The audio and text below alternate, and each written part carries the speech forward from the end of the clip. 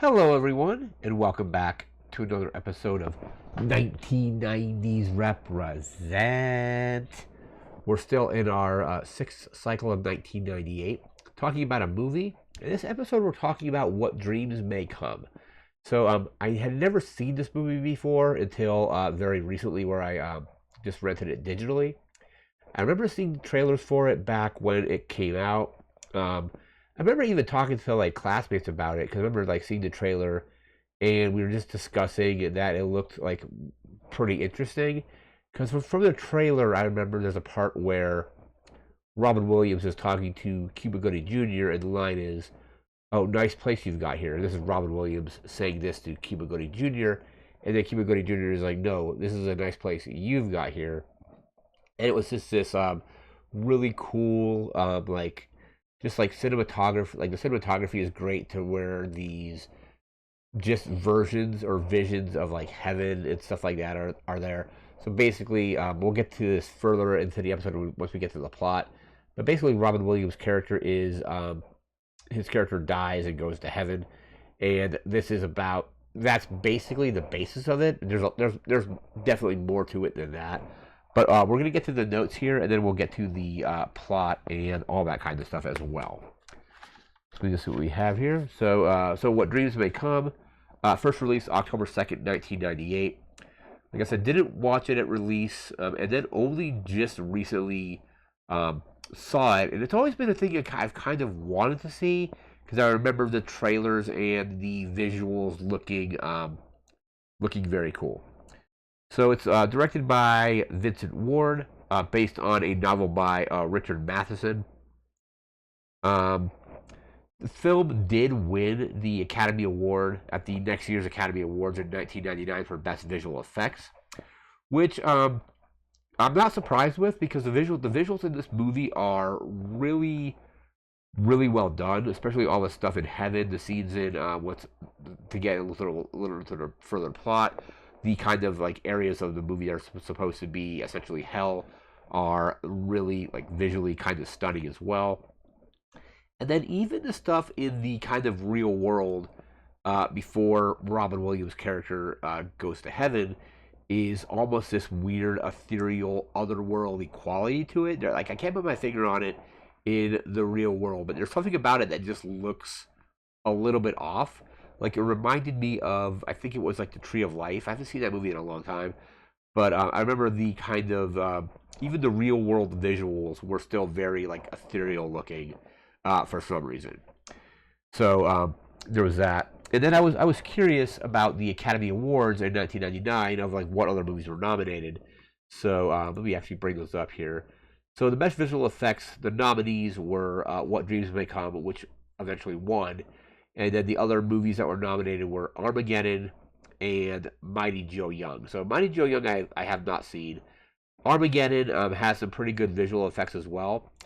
But it's kind of easy to see why they maybe didn't go with Armageddon because it's kind of your run of the mill, big budget visual effects. It's like meteorites and like cities getting destroyed and stuff like that. Some outer space stuff. I think What Dreams May Come definitely has a more unique visual style, and I think they were kind of going more for like it's a little bit more artistic, if you will. So that could be why they selected that to win that award. So yeah, I won that award. The visual effects were done by Mass Illusions, who would eventually go on like the next year to do the bullet time effects in the Matrix. So kind of this was maybe like them like working like concurrently with this and on the Matrix. So pretty big visual effects like story from them because they did What Dreams May Come, and then kind of the very groundbreaking film of the Matrix, which basically changed. It's kind of like definitely a turning point in visual effects when the Matrix came out. There's a few movies I think that are kind of turning points, like Star Wars being one of them, Jurassic Park, The Matrix, maybe like Avatar, the James Cameron films. But yeah, there's a handful of movies, and it's really interesting that they worked on this movie and then worked on The Matrix.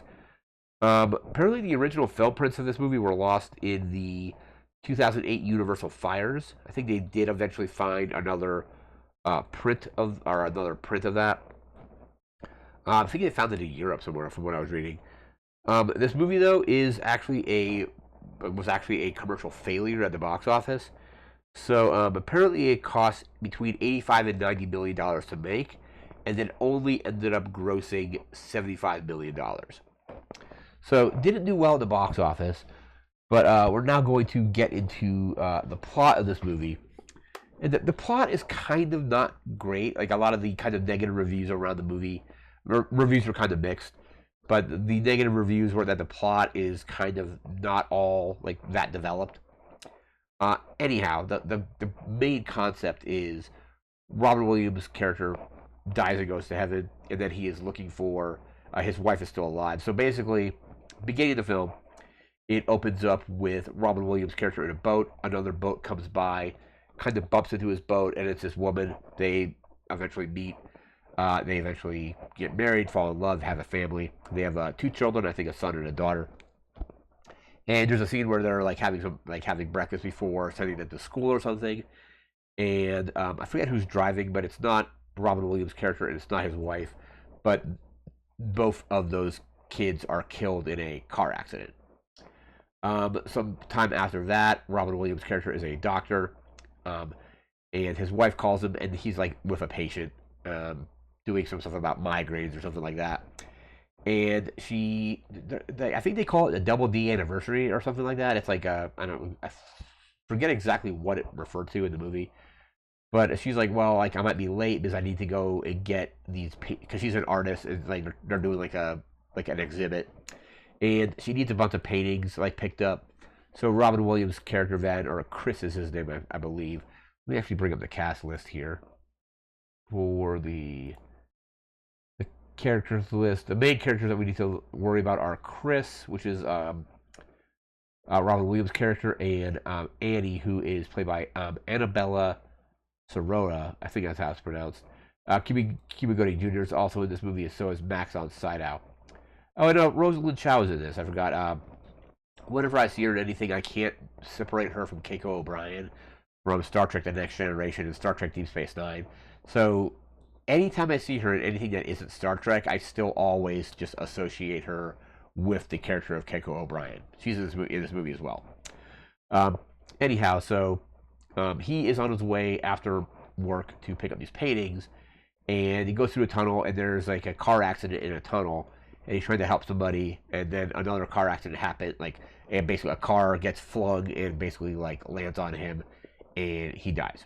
So he then basically wakes up in heaven with this kind of ghostly image of Cuba Gooding Jr. It kind of reminded me of the visual effects they did in, I think, the Lord of the Rings films, with the ring race, where they were or it was like the ring vision or wraith vision, whatever they called it. And he's like, I'll become more clear once you start accepting what's going on.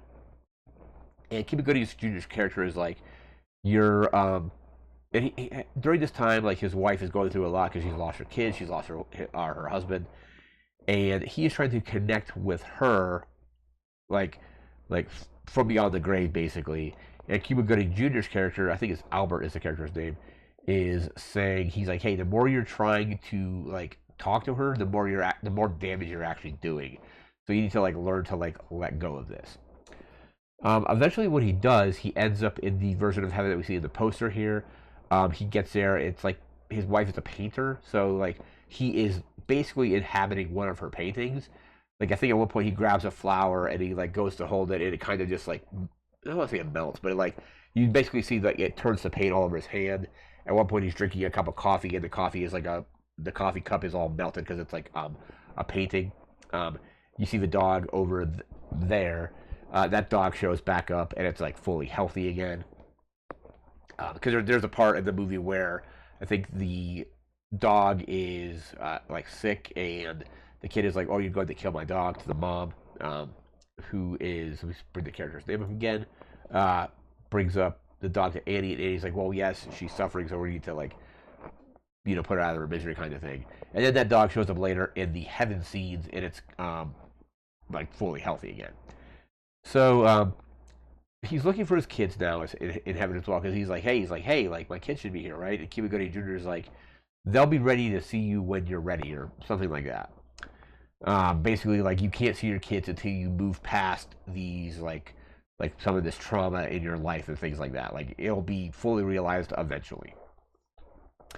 And he's like, okay, like, and then the next scene we see Rosalind Chow show up, and she is like, basically like I think her name's like Honora, and she's got like a flight attendant's badge, like a yeah, like basically a flight attendant like name tag, I should say.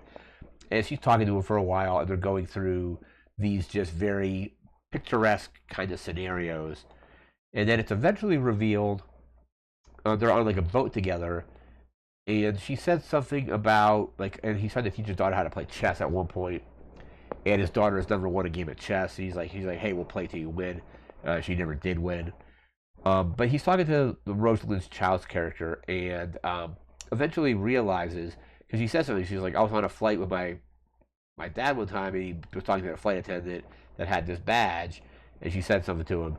And then he's like, do you still play chess? And she's like, I'm still waiting for my partner. And then it's revealed that this Rosalind Chow's character is his daughter.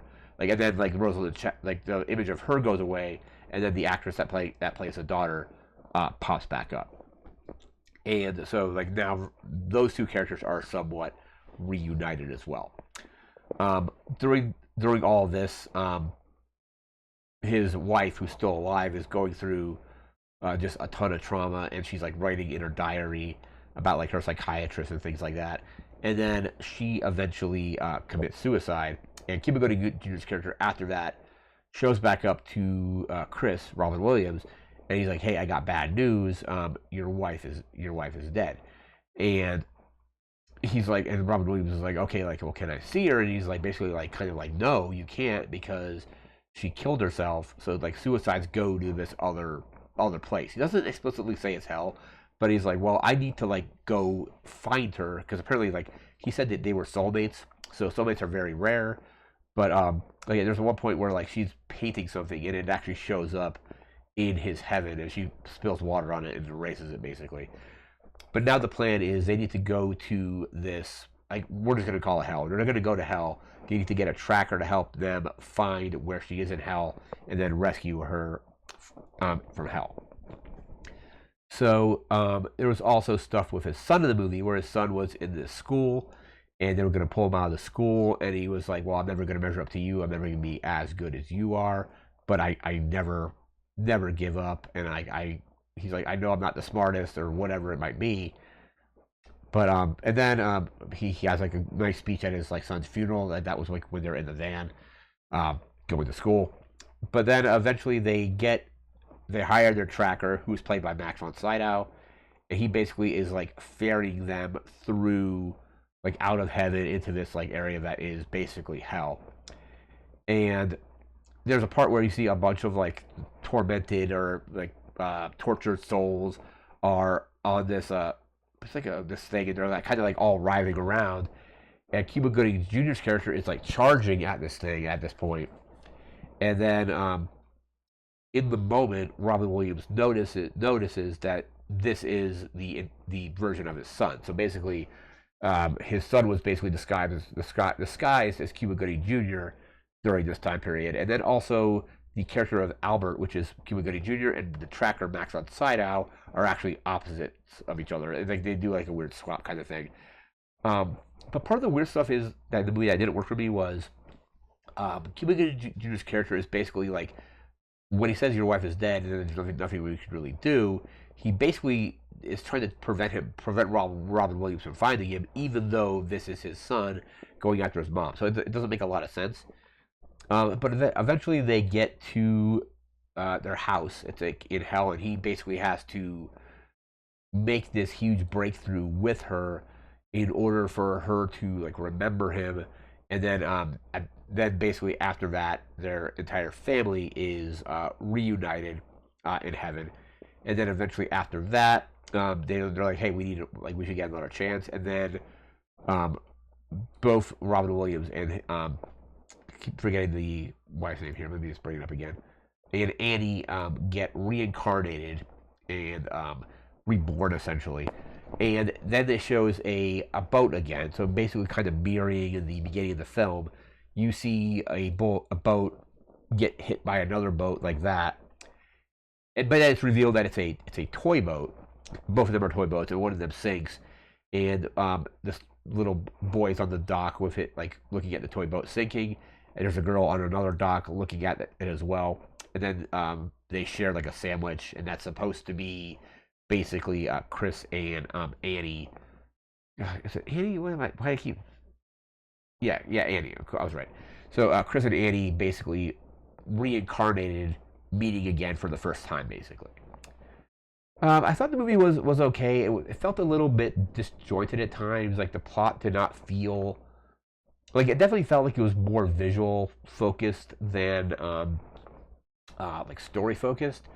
I don't know. I haven't read the book that it's based on, so I don't really know like how accurate it is to the book. But it did visually look cool. But I thought the plot wasn't all that great. I think Robin Williams was good in the movie, and it was kind of sad seeing this movie because like it kind of like given like his own like mental issues and stuff like that. Um, that kind of was like at the back of my mind watching this movie. If I'd watched it when it came out and maybe people didn't know about those issues, it maybe would be a little bit different. But yeah, that was definitely kind of at the back of my mind watching this. But overall, I thought it was just all right. If I had to give it a rating, I'd probably say it's like a 3 out of 5, maybe. Um, but yeah, that was What Dreams May Come. Like I said, I had kind of always known about it, but I had never got around to seeing it. So that's that. But that is going to do it for this video. We'll be back in a few days with a video game from 1998 before jumping back into 1999. So that's going to do it for now. So thanks again for watching. Take care and have a good one. See ya.